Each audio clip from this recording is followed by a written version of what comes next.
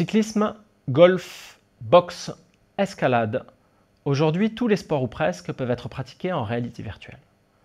Au Krebs des Pays de la Loire, nous nous sommes demandé jusqu'à quel point la pratique d'un sport en réalité virtuelle pouvait s'approcher de la discipline originale. Dans notre étude, nous nous sommes spécifiquement intéressés au tennis de table dont le jeu en réalité virtuelle Eleven Tennis Table compte près de 2 millions de pratiquants dans le monde. 14 sujets, familiarisés aux deux formes de pratique mais débutants, ont participé à 2 matchs de tennis de table. L'un des 2 matchs était organisé selon un format conventionnel, c'est-à-dire avec une vraie table et de vraies raquettes. Vous voyez bien à quoi ça ressemble. L'autre match avait lieu sur le simulateur Eleven Tennis Table, chaque participant étant équipé d'un casque de réalité virtuelle et de 2 manettes. Voilà de quoi ça a l'air de l'extérieur. Et voilà ce que voient les joueurs dans le casque. Comme vous l'avez peut-être remarqué dans les vidéos, les joueurs étaient équipés d'un analyseur de gaz portable afin de mesurer leurs dépenses énergétiques. Les matchs étaient filmés dans le but d'analyser les caractéristiques des échanges, telles que leur durée et le nombre de coups par échange, mais également la durée des séquences non jouées, c'est-à-dire les moments du match où la balle n'était pas en jeu. Enfin, à l'issue du match, nous demandions aux participants d'estimer sur une échelle visuelle analogique les niveaux d'effort, de plaisir et de fatigue induits par le match. Nos résultats montrent que les propriétés des échanges sont assez proches entre les 2 modalités de pratique. Le nombre de coups par échange et la durée des échanges ne sont pas significativement différents entre les 2 pratiques. Mais la différence majeure entre les 2 activités réside dans les séquences non jouées.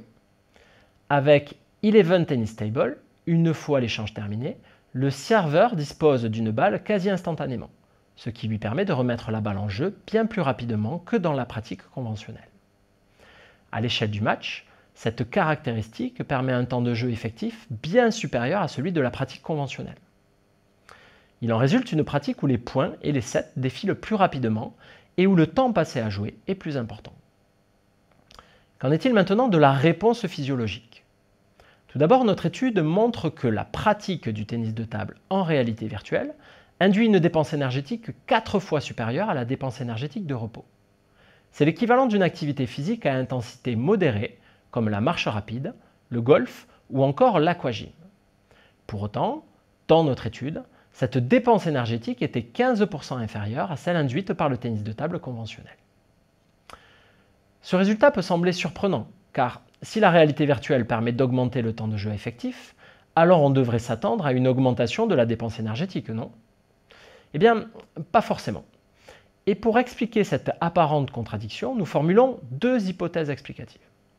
La première, c'est que les déplacements et la gestuelle associés au jeu Eleven Tennis Table seraient réalisés sur des distances et des amplitudes plus faibles que pour la pratique conventionnelle, ce qui tendrait à limiter la dépense énergétique. La deuxième, c'est que dans la pratique conventionnelle, les séquences non jouées ne seraient pas complètement dénuées de dépenses énergétiques, puisqu'il s'agit le plus souvent d'aller récupérer la balle et donc de se déplacer. Enfin, les perceptions associées aux 2 modalités de pratique ne montrent pas de différence majeure. Le plaisir et la fatigue perçue ne sont pas significativement différents entre la version conventionnelle et la réalité virtuelle.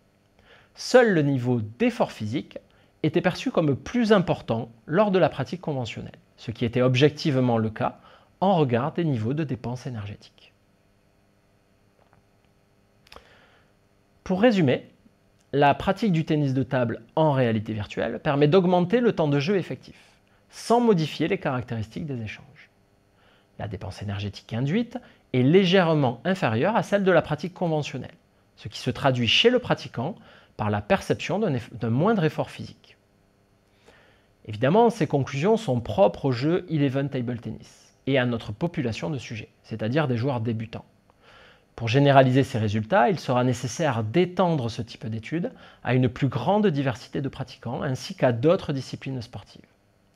Vous pouvez accéder à une présentation plus détaillée mais aussi plus formelle en cliquant sur le lien qui apparaît ici.